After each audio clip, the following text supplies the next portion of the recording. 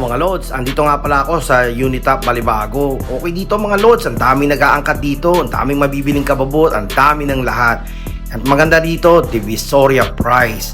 If I'm not mistaken, alam ko marami nagpupunta rito para like bibili sila ng marami wholesale tapos dadalhin nila pabalik sa kanila.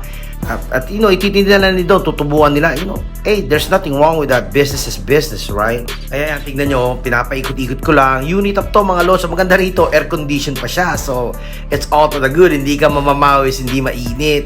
So, yan, tingnan nyo, pagka titignan nyo yung background ko, dami dito, napakasarap pumunta mga lods. Ayan, tingnan nyo, yan, pinapakita ko na, oh my goodness, sarap talaga pumunta rito, kaya lang, may cost.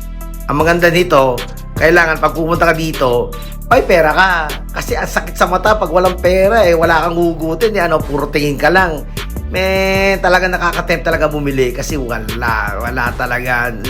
Huwag ka nang pumunta rito pagka wala kang pera, ikaw lang ang mahihirapan, sarili mo lang ang pahihirapan mo. Eto naman sa labas, lumabas na ako yan. Pinapakita ko lang naman sa inyo kung ano itsura niya sa labas.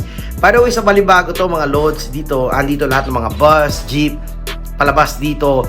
Dito nga pala ako pumupunta pagka dati pupunta ako ng Makati, Alabang, andito lahat mga lods. Dito nyo matatagpuan. Daming tao rito mga lods. Yan tingnan nyo, daming tinda. Talagang bidlag ko talaga siya. It's worth it naman. Para lang sa mga kalaman nyo, for educational purposes din naman siya. For me, it's worth it talaga. Marami ka talaga mabibili. I'm telling you right now. Kaya, mga lods, pag pupunta ako rito, ubos ang pera ko. You know what I mean? Talagang may nakaka-tempt. Ang hirap. Kasi medyo malayo-layo naman din sa amin to Kaya, talagang mapipilitan kang bumili kasi you know yourself.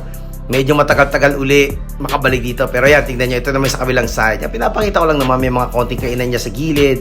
Branded naman yung mga kainan. Anyways, may mga pangalan naman yan. So, yan. Ito yung building... kalimutan ko ng pangalan Sorry about that. So, yan. Tingnan nyo. Yan ang itsura. Malinis siya. Marami talagang tao.